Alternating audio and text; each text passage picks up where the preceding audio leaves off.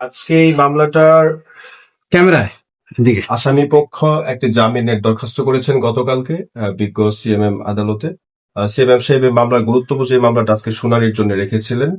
তো আমরা বাদী পক্ষ এই মামলার জামিনের ভুল বিরোধিতার জন্য একটি দরখাস্ত সহকারে বাদীর উপস্থিতিতে বিজ্ঞ আদালতে জামিনের বিরোধিতা করবে এবং বাদী পক্ষ আসামি পক্ষের আইনজীবী মামলার গভীরে গর্ভের উল্লেখ আছে, মূল বিষয়বস্তুর বাইরে যে অনেক অবান্তর স্টেটমেন্ট দিয়েছেন এবং আসামি পক্ষের আইনজীবী আমার বাদীকে ব্যক্তিগতভাবে আক্রমণ করার চেষ্টা করেছেন, যেটা আসলে আদালত নিজে থেকে এক্সপান্স করে দিয়েছেন যে ব্যক্তিগত আক্রমণের দিকে না যেতে।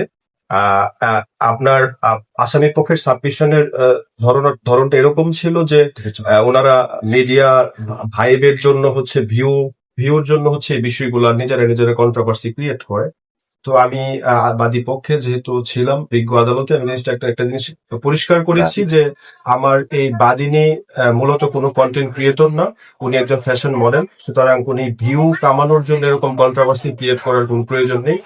আর মানুষ আসলে কন্টেন্ট ক্রিয়েটর হোক বা আপনারা যারা অনলাইন জার্নালিজম করেন বা আমরা যারা আছি, সবাই হিউম্যান বিং। আমাদের গায়ে যদি কেউ টাচ করে, এটা কন্টেন্ট ক্রিয়েটর ব্যথা পায়, আমিও ব্যথা পাই, আপনারও ব্যথা পাই। তো এটা একটা ক্রিমিনাল অফেন্স ঘটেছে এবং এই ঘটনাটা আপনারা মামুন তার একটা পেজ থেকে সরাসরি সম্প্রচার করেছে, যেটা সারা পৃথিবীর যারা বাংলা ভাষাভাষী আছেন সবাই দেখেছে। এটা একটা ক্রিমিনাল গুরুতর অফেন্স হয়েছে, যে গুরুতর অফেন্সের ভিত্তিতে এই বাদিনীকে উদ্ধার করার জন্য সংশ্লিষ্ট থানা পুলিশ নিজে এখানে উপস্থিত ছিলেন এবং মামলার পুরো প্রসিডিউরটাই হচ্ছে থানা পুলিশের কি বলে এটা সরাসরি অংশগ্রহণের মাধ্যমে সম্পন্ন হয়েছে।